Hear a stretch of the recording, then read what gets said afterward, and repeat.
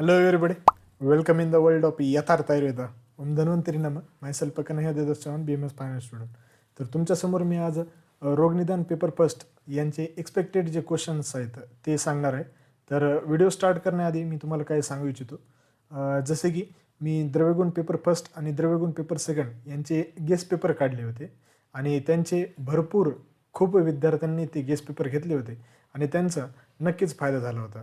कारण की त्यांना पहिलेच MHS जसे एक्झाममध्ये क्वेश्चन्स होते ते पॅटर्न त्यांना माहीत होतं आणि ते एकदम सोप्यारित्या पूर्ण पेपर अटेम्प्ट केला आणि चांगल्या रीतीने त्यांनी पेपर लिहिला. तर ते नक्कीच पास होतील याशी मी हमी देतो. परंतु आता रोगनिदान पेपर फर्स्ट आणि रोगनिदान पेपर सेकंड आहे आणि स्वस्तवर्त पेपर फर्स्ट आणि स्वस्तवर्त पेपर सेकंड आहे. तर त्यामध्ये पण मी गेस्ट पेपर काढलेले आहेत आणि ते नक्कीच तुम्ही घ्या. खाली डिस्क्रिप्शनमध्ये व्हॉट्सअपचं चॅनलचं लिंक आहे किंवा टेलिग्रामची लिंक आहे, त्यामध्ये तुम्ही मला संपर्क साधू इच्छिता आणि पेपर घेतला आहे मित्रांनो, त्यांचा नक्कीच फायदा झालेला आहे. कारण की जे MHSचे जे एक्झाम क्वेश्चनिंग आहे त्याचा पॅटर्न मी ते गेस्ट पेपरमध्ये टाकलेलं आहे आणि त्या क्वेश्चन्स तुम्हाला ते कळून जातात आणि तशा पद्धतीने तुम्ही त्यासाठी अभ्यासाला लागतात आणि तशा पद्धतीने जर केलं तर नक्कीच तुमचा चांगला फायदा होतो. तर तशा रीतीने मी ज्यांना ज्यांना पॉसिबल होईल त्यांनी शक्यतो गेस्ट पेपर घ्या आणि चांगलाच अभ्यास करा आणि पेपरमध्ये चांगल्यापैकी लिहा. मोर दॅन 60% क्वेश्चन्स हे सेम येतील असं मी सांगू शकतो. तर तशा पद्धतीने ते गेस्ट पेपर घ्या. तर चला स्टार्ट करूया आपण रोगनिदान पेपर फर्स्ट एक्सपेक्टेड क्वेश्चन. आता याच्यामध्ये जर बघितलं मित्रांनो तर पहिले आपण SAQ कडे जाऊया, शॉर्ट आन्सर क्वेश्चन्स. त्याच्यामध्ये पहिला SAQ जर बघितलं तर ते रोगनिदान, पॅथोफिजिओलॉजी आणि क्लिनिकल डायग्नोसिस. आता हे जर बघितलं तर हे बेसिक आहे. आता याच्यामध्ये तुम्हाला पॅथोफिजिओलॉजी म्हणजे काय आणि क्लिनिकल डायग्नोसिस म्हणजे काय ते सांगितलेले, तर ते चांगल्या रीतीने तुम्हाला करायचं. आणि त्याच्यानंतर सेकंड यामध्ये चॅप्टर आहे ते म्हणजे परीक्षा रोग आणि रोगी परीक्षा. त्याच्यानंतर थर्ड चॅप्टर आहे मेथड्स ऑफ रोगी परीक्षा. आता मेथड्स ऑफ रोगी परीक्षा हे मेन आहे आणि यामध्ये तुम्हाला आहेत ना चांगल्या रीतीने करायचं आहे जेणेकरून तुमचे मार्क्स हे कुठं जाणार नाहीत. हे मेथड्स ऑफ रोगी परीक्षामध्ये तुम्हाला चरकोक्त दशविध परीक्षा आहेत, त्याच्यानंतर अष्टविध परीक्षा आहे, त्रिविध परीक्षा आहेत. तशा पद्धतीने वेगवेगळ्या परीक्षा सांगितलेल्या आहेत. ते परीक्षा नीट काळजीपूर्वक वाचा आणि जेणेकरून तुम्हाला पेपरमध्ये चांगलं येईल. त्याच्यानंतर सापेक्ष निदान म्हणजे काय, त्याच्यानंतर व्यवच्छेदक निदान म्हणजे काय हे तुम्हाला करायचं आहे आणि त्यामध्ये तुम्हाला त्यांचे लक्षणं, त्यांचे जे मेथड्स ऑफ डिफरन्शियल डायग्नोसिस आहे ते त्यामध्ये त्यांनी सांगितलेले. त्याच्यानंतर खाली जर गेलो आपण, त्याच्यानंतर सेकंड SAQ जर गेलो आपण तर त्यामध्ये पहिलं चॅप्टर आहे ते म्हणजे उपशय आणि अनुपशय. आता या दोघांवर एक एक प्रश्न प्रिव्हियस इयरमध्ये विचारलेले, त्यामुळे हे उपशय आणि अनुपशय तुम्हाला चांगल्या रीतीने वाचायचे जेणेकरून तुमचं SAQ फिक्स होतील. त्याच्यानंतर दोष विक्री आणि निदान सांगितलेले. तर दोष विकृती कोणत्या येतं आणि त्याच्यामधले जे निदान हेतू, व्याधीजनक हेतू सांगितलेले आहेत, कारणे ते तुम्हाला बघायचे. त्यामध्ये तुम्हाला अग्निभेद, त्याच्यानंतर त्यांची विकृती, दोष, वृद्धी, क्षय, दुष्टकर्म, त्याच्यानंतर आक्षेपकर्ष, आवरण, संसर्गज आणि सन्निपातच, अशा पद्धतीने जे वेगवेगळ्या प्रकारचे सांगितलेले ते तुम्हाला त्यामध्ये वाचायचे आणि जेणेकरून तुम्ही जर ते वाचले तर तुमचा SAQ फिक्स होईल.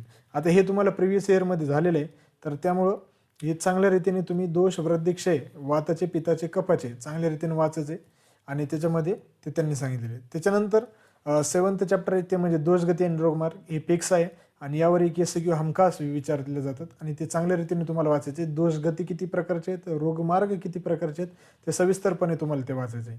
त्याच्यानंतर थर्ड SAQ जर गेलो तर त्यामध्ये स्त्रोतदृष्टी, सामान्य स्त्रोतदृष्टी, निदान आणि लक्षणं सांगितलेली. आता सामान्य स्त्रोतदृष्टी लक्षणं कोणती आहेत मित्रांनो ते तुम्हाला वाचायचं आहे आणि जेणेकरून तुमचे मार्क्स हे कमी नाही होणार याची तुम्हाला गॅरंटी घ्यायची आहे. आता त्याच्यामध्ये जर बघितलं तर तुम्हाला सामान्य स्त्रोतदृष्टी कोणत्या येतं, तर वेगवेगळे सामान्य स्त्रोतदृष्टी त्यांनी सांगितलेली, जसे की रसव स्त्रोतस आहे, रक्तव स्त्रोतस आहे, मासव आहे, मेदोवह स्त्रोतस आहे, अस्थिव आहे, मूत्रव आहे, पुरुषव आहे, स्वेदव आहे, त्याच्यानंतर प्राणव, त्याच्यानंतर अन्नव आणि अशा पद्धतीने तुम्हाला उदकव एक आहे, उदकव एक आहे. अशा पद्धतीने तुम्हाला वेगवेगळ्या प्रकारचे स्त्रोतस आहेत आणि त्यांची दृष्टी, लक्षणे आणि त्यांची तुम्हाला कारणे लक्षात ठेवायला पाहिजे. तर तशा रीतीने जर तुम्ही केलं तर ते त्यामध्ये तुम्ही जर वाचलं तर तुम्ही पेपरमध्ये नक्कीच लिहू शकाल. त्याच्यानंतर नेक्स्ट तुम्हाला वाचायचे ते म्हणजे कन्सेप्ट ऑफ आर्म. आता हे जे आहे मित्रांनो हे खूप इम्पॉर्टंट आहे आणि याच्यासाठी तुम्हाला चांगल्या रीतीने कन्सेप्ट ऑफ आम म्हणजे काय, त्यांची सामान्य निदान, सामान्य लक्षणं कोणती, तर त्यांचे भेद कोणते, तर ते चांगल्या रीतीने करायचे आणि जेणेकरून तुमचं एक LQ आणि एक SQ फिक्स होईल. अशा पद्धतीने ही तुम्हाला आर्म चॅप्टर चांगल्या रीतीने करायचं आहे. तर शक्यतो सर्वांनी हे आर्म चॅप्टर चांगल्या रीतीने करा. त्याच्यानंतर फोर्थ SQ कडे ते म्हणजे स्थानसंश्रय. स्थानसंश्रय याच्यामध्ये जर बघितलं तर पूर्वरूप येते. आता यामध्ये तुम्हाला पूर्वरूप सांगितलेले. आता पूर्वरूप म्हणजे काय, त्याच्यानंतर त्यांचे लक्षणं कोणते येतं स्थानसंश्रयामध्ये ते तुम्हाला ते वाचायचे. त्याच्यानंतर दृश्य, दृष्टी, धातू, मल, वृद्धिक्षय लक्षणं हे तुम्हाला वाताचे, पित्ताचे, कफाचे दोष, धातू, मल त्यांचे तुम्हाला दृश्यदृष्टी करायचे आहे.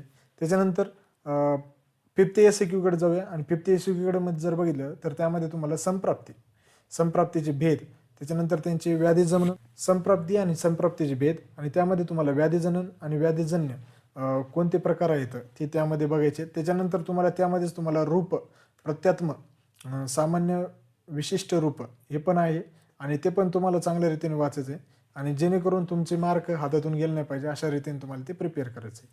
त्याच्यानंतर सिक्स्थ SQ कडे जर बघितलं मित्रांनो तर सिक्स्थ SQ मध्ये तुम्हाला व्याधी चॅप्टर आहे. आता व्याधीमध्ये जर बघितलं मित्रांनो तर व्याधी म्हणजे काय आणि त्याचे व्याधींची क्लासिफिकेशन केले आहे, म्हणजे वर्गीकरण केलेले आहे. त्यामध्ये जर बघितलं तर त्यामध्ये द्विविध आहे, त्रिविध आहे, त्याच्यानंतर चतुर्विध आहे, त्याच्यानंतर सप्तविध आहे. आता सप्तविधमध्ये जर बघितलं तर अतिबल किंवा सहज आहे, जेनेटिक किंवा जनबल बघितलं तर जनबल किंवा गर्भज जर बघितलं तर कंजनायटल, दोषबल किंवा जातच बघितलं तर त्याला अक्वायर्ड म्हणतात.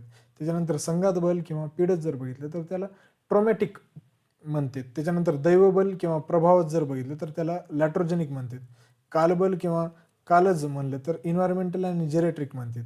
अशा पद्धतीने तुम्हाला हे व्याधींचे वेगवेगळे प्रकारचे जे लक्षणं आहेत त्यांचे प्रकाराच्या नुसार तुम्हाला लक्षणं वाचायचे आहे आणि जेणेकरून तुमचं जर SQ विचारलं तर तुम्हाला त्यामध्ये लिहिता आलं पाहिजे. त्याच्यानंतर व्याधिक्षमत्व, आता हे एक मेन चॅप्टर आहे मित्रांनो आणि हे याच्यावर हमखास LQ येतात, तर हे चांगल्या रीतीने करा. आता व्याधिक्षमत्व हे तुम्हाला आयुर्वेदिकनुसार पण करायचे आणि मॉडर्ननुसार पण करायचे. आता त्याच्यामध्ये जर बघितलं तर त्यामध्ये तुम्हाला विकार विघात भाव आहे, अभाव आहे आणि सातमेज भाव आहे. त्याच्यामध्येच तुम्हाला ओजस आहेत, ओजचे भेद आहेत, 2 टाईप्स आहेत, 4 टाईप्स आहेत, ते तुम्हाला वाचायचं आहे. त्यामध्येच तुम्हाला दोषपाक सांगितलेले. अशा पद्धतीने हे सर्व आयुर्वेदिक ॲस्पेक्ट आहे आणि हे आयुर्वेदिक ॲस्पेक्ट वाचल्याच्या नंतर तुम्हाला ते व्याधिक्षमत्व मॉडर्ननुसार पण वाचायचं आहे. जसं की इम्युनिटी म्हणजे काय, हिलिंग रिपेअर मेकॅनिझम आपण कशा पद्धतीने करतो, इम्युनिटीचे क्लासिफिकेशन कशा पद्धतीने, ते सर्व गोष्टी तुम्हाला यामध्ये वाचायचे आणि हे सर्व तुम्हाला वाचायचं आहे जेणेकरून तुमचे मार्क्स गेले नाही पाहिजे. त्याच्यानंतर आपण त्यामध्येच तुम्हाला साध्य असाध्यत्व म्हणजेच प्रोग्नोसिस, आता हे तुम्हाला वाचायचं आहे आणि यामध्ये जर बघितलं मित्रांनो तर हे खूप चांगल्या रीतीने तुम्हाला वाचायचं आहे जेणेकरून तुमचे मार्क्स गेले नाही पाहिजे. कारण की हे एक फिक्स SQ येते आणि हे साध्य असाध्यत्व म्हणजे काय ते तुम्हाला वाचायचे. त्याच्यानंतर 7th SQ कडे जर गेलो आपण तर त्यामध्ये तुम्हाला धातुपाक आणि ओजदृष्टी लक्षणं सांगितलेली आहेत. तर ते धातुपाक म्हणजे काय आणि ओजदृष्टी लक्षणं काय ते तुम्हाला वाचायचे आणि जेणेकरून हे एक फिक्स LQ येते मित्रांनो. तर हे धातुपाक तुम्हाला वाचायचं आयुर्वेदिकनुसार. यांना मॉडर्नमध्ये काय म्हणते ते पण तुम्हाला नीट चांगल्या रीतीने वाचायचे. त्यामध्येच तुम्हाला असात्मेज म्हणजेच इम्युन पॅथॉलॉजी कशा पद्धतीने आहेत आणि त्यांचं मॉडर्न ॲस्पेक्ट बघायचे, जसे की सेल इंजुरी, सेल्युलर अडॅप्टेशन, हे पण LQचे पोर्शन आहेत, हे तुम्हाला वाचायचे. त्याच्यानंतर इन्फ्लामेशन म्हणजे काय, हेमोडायनॅमिक डिसऑर्डर्स, निओप्लॅशिया म्हणजे काय हे पण तुम्हाला वाचायचे आणि हे धातुपाकामध्ये विचारतात. तर त्या रीतीने तुम्हाला हे चांगल्या रीतीने प्रिपेअर करायचे. त्याच्यानंतर व्याधीनामकारण, आता हा जर चॅप्टर बघितला तर यामध्ये व्याधीनामकारण व्याधी सांगितलेले आहेत आणि ते तुम्हाला वाचायचं आहे आणि त्याच्यामध्ये जर बघितलं तर तुम्हाला ते व्याधीनामकारण कोणत्या कोणत्या येतं ते चांगल्या रीतीने करायचं आहे. त्याच्यानंतर रोगी बल परीक्षा आणि व्याधी बल परीक्षा हे दोन्ही चॅप्टर तुम्हाला वाचायचं आहे आणि हे SQचं पोर्शन असल्यामुळे रोगी बल परीक्षा कोणत्या येतं, त्याच्यानंतर व्याधी बल परीक्षा कोणत्या येतं ते तुम्हाला नीट काळजीपूर्वक वाचायचे. त्याच्यानंतर 8th SQ कडे जर गेलो तर त्यामध्ये तुम्हाला अष्टनिंदित सांगितलेले. अष्टनिंदित हे तुम्हाला संहितामध्ये झालेले आहेत. अष्टनिंदित कोणते येतं, परंतु तुम्हाला इथे एंडोक्राईन डिसऑर्डर्स पण बघायचे आहेत. म्हणजे अष्टनिंदित पुरुष बघायचंच आहे, परंतु त्यासोबत तुम्हाला एंडोक्राईन डिसऑर्डर्स पण बघायचे आणि जेणेकरून तुमचं ते SQ गेले नाही पाहिजे. त्याच्यानंतर जनपदांसांची सामान्य कारणे कोणते येतं, पॅन्डेमिक डिसऑर्डर्स ते तुम्हाला हेतू माहीत असले पाहिजे. त्याच्यानंतर निदानार्थक व्याधी म्हणजे काय आणि व्याधिशंकर म्हणजे काय हे पण तुम्हाला चांगल्या रीतीने माहीत असले पाहिजे. अशा पद्धतीने हे टोटल तुम्हाला SAQचे पोर्शन होते. आता जे हे इन्फेक्शन न्यूट्रिशनल डिसऑर्डर्स आहेत, हे काही nice to know desirable to know points आहेत, तर ते पण तुम्हाला वाचावं लागेल MCQसाठी. त्याच्यानंतर आता आपण जाऊया लॉंग आन्सर क्वेश्चन्सकडे. आता लॉंग आन्सर क्वेश्चन्सकडे कसं गेलं सर, तर त्यामध्ये जर पाहिलं मित्रांनो, तर त्यामध्ये तुम्हाला 4 LQ येणार. आता पहिला LQ ही तुम्हाला फिक्स आहे, ते म्हणजे परीक्षा रोग आणि रोगी परीक्षा. आता हे चॅप्टर जर तुम्ही चांगल्या रीतीने केलं तर तुमचा पहिला LQ कन्फर्म होते आणि तशाच रीतीने प्रिपेअर करा, म्हणजे तुमचा LQ कन्फर्म होईल. त्याच्यानंतर यामध्ये तुम्हाला वेगवेगळ्या प्रकारचे चर्कोक्त, सुश्रुतोक्त रोगी परीक्षा सांगितलेली आहे. दशविध आहे, अष्टविध आहे, त्रिविध आहे. तशा रीतीने तुम्हाला ते वाचायचं आहे आणि जसा प्रश्न विचारेल त्या पद्धतीने तुम्हाला उत्तर लिहायचं आहे. त्याच्यानंतर त्यामध्येच तुम्हाला पहिल्या LQमध्ये सापेक्ष निदान, व्यवच्छेदक निदान हे पण तुम्हाला वाचायचं आहे. आणि यामध्ये जर बघितलं तर व्यवच्छेदन निदानाचे लक्षणं कोणते येतं, उक्त व्याधी, अनुक्त व्याधी, त्यांचे ते वाचायचे आणि जेणेकरून तुमचे मार्क्स हे गेले नाही पाहिजे. अशा पद्धतीने ही प्रिपेअर करा आणि पहिला LQ कन्फर्म करा. त्याच्यानंतर सेकंड LQ जर बघितलं तर त्यामध्ये तुम्हाला दोष विकृती. आता दोष विकृती निदान कोणतं येतं, व्याधीजनक हेतू कोणते येतं, अग्निभेद कोणते येतं, विकृती कोणते येतं, दोष वृद्धी, क्षय आणि दुष्टकर्म कोणते येते, हे सर्व गोष्टी तुम्हाला या चॅप्टरमध्ये करायच्यात आणि तशा रीतीने तुम्हाला ते प्रिपेअर करायचं. त्याच्यानंतर सेकंड LQमध्ये दुसरा चॅप्टर त्यांनी सांगितलेले रोग दोषगती इन रोगमार आणि हा शक्यतो SAQचा चॅप्टर आहे, त्याच्यामुळे हे LQमध्ये विचारत नाही. त्याच्यानंतर स्त्रोतदृष्टी सामान्य, स्त्रोतदृष्टी निदान आणि लक्षणं, तर हा LQचा चॅप्टर आहे आणि हे चांगल्या रीतीने प्रिपेअर करा. आणि तुम्हाला यामध्ये जर बघितलं तर यामध्ये LQ येण्याचे चान्सेस आहेत, तर हे चांगल्या रीतीने प्रिपेअर करा. स्त्रोतदृष्टी सामान्य, स्त्रोतदृष्टी निदान आणि कोणते तरी स्त्रोतच देतील आणि त्यांचे तुम्हाला दृष्टी आणि कारणे लक्षणं लिहावं लागेल. त्याच्यानंतर त्यामध्येच तुम्हाला कन्सेप्ट ऑफ आम सांगितलेले, आमाचे लक्षणं, त्यांच्यानंतर त्यांचे भेद कोणते येतं आणि सामान्य निदान, त्याच्यानंतर त्यांचे सामान्य लक्षणं, सामान्य निदान कशा पद्धतीने, ते सर्व आमाच्या बद्दल तुम्हाला माहिती त्यामध्ये लिहायची आहे. अशा पद्धतीने सेकंड LQ होता. त्याच्यानंतर थर्ड LQकडे जर गेलो तर स्थानसंश्रय पूर्वरूप. आता हे एकदा विचारलेलं आहे पूर्वरूप, तर हे पण तुम्हाला पुन्हा एकदा वाचायचं आहे जेणेकरून तुमचे मार्क्स गेले नाही पाहिजे. स्थानसंश्रय पूर्वरूपाची व्याख्या, त्यांचे प्रकार, त्यांचे लक्षणं ते तुम्हाला चांगल्या रीतीने वाचायचे. त्याच्यानंतर स्पेसिफिक स्त्रोतदृष्टी लक्षणं आता सांगितलेल्याप्रमाणे, त्याच्यानंतर दोष उपधातू यांच्या रिलेशनसोबत येतील आणि मल, इंद्रिय किंवा अवयव किंवा मनदृष्टी लक्षणं तशा रिलेटेड तुम्हाला करून ते प्रश्न विचारले जातील आणि तशा पद्धतीने तुम्हाला ते पेपरमध्ये लिहायचं आहे. त्याच्यानंतर त्यामध्येच तुम्हाला संप्राप्तीचे भेद, त्याच्यानंतर व्याधीजन्य आणि व्याधीजन्य त्याच्यामध्ये ते हे करायचं आहे, त्याच्यामध्ये तुम्हाला ते वाचायचं आहे आणि जेणेकरून संप्राप्ती भेद, व्याधीजन्य, त्याच्यानंतर व्याधीजनन कोणते येतं ते तुम्हाला टाईप्स वाचून त्याच्यामध्ये तुम्हाला ते प्रिपेअर करायचे जेणेकरून तुमचा फिक्स LQ फिक्स होईल. त्याच्यानंतर रूप प्रत्यात्म, सामान्य किंवा विशिष्ट रूप, हे पण तुम्हाला चांगल्या रीतीने वाचायचं आहे आणि हे पण एक LQचा टॉपिक आहे, तर त्या रीतीने तुम्हाला ते प्रिपेअर करायचं आहे.